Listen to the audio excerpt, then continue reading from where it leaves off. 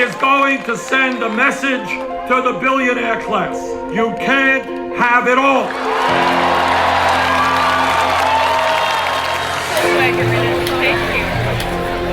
I'm running for president of the United States because we have 4 beautiful kids and 7 incredible grandchildren.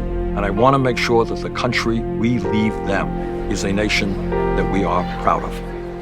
My mother was born and raised in New York City. She died at the age of 46. We had a 3.5-room rent-controlled apartment. At that very early age, I think I began to realize the impact that lack of finances have on families. My father came to this country from Poland at the age of 17, worked every day of his life. I grew up in Brooklyn. Many of the families were immigrants, and they understood the importance of education. We don't have a strong economy unless we have a very well-educated workforce. That is why I, as president, will fight to make tuition in public colleges and universities free, as well as substantially lower interest rates on student loans. At the University of Chicago, I got involved in the civil rights movement. We ended up engaging in a sit-in demonstration. I believe that you're entitled to justice and to equal rights, whether you're black, whether you're Hispanic, whether you're gay, whether you're transgender. You are a human being. I went to Washington to demonstrate.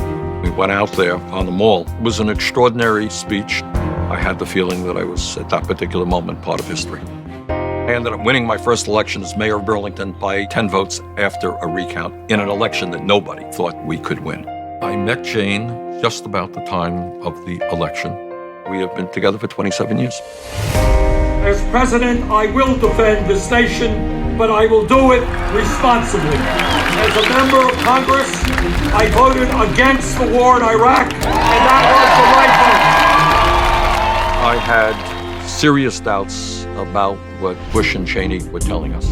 And if you overthrew Saddam Hussein, you could bring a massive amount of instability into that region, and that it would not be quite as easy as people like Donald Rumsfeld and others were telling us. We have got to, as a moral responsibility, provide the best quality health care to men and women who put their lives on the line to defend us. John McCain and I put $5 billion into strengthening the VA so that any veteran who walks into a VA facility will get quality care in a timely manner. That was one of the major pieces of legislation passed in the last congressional session. I don't want to see people not go to the doctor when they're sick because they can't afford to pay the doctor's fees. The United States must join the rest of the industrialized world and guarantee health care to all as a right.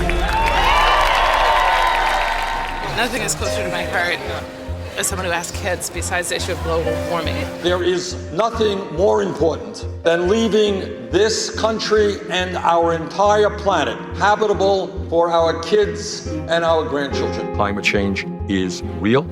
It is caused by human activity, and we have a small window opportunity to transform our energy system, cut carbon emission, and move in a very different direction. This campaign is about putting Americans back to work at decent paying jobs. Let's get started. Let's put $1 trillion over a 5-year period. Let's create and maintain 13 million jobs. Let's make our infrastructure stronger, safer, more efficient. We must establish pay equity for women workers.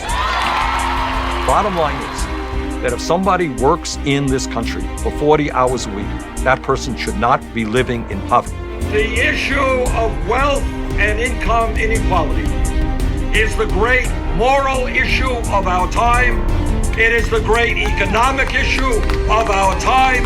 It is the great political issue of our time. This type of rigged economy is not what America is supposed to be about. This has got to change.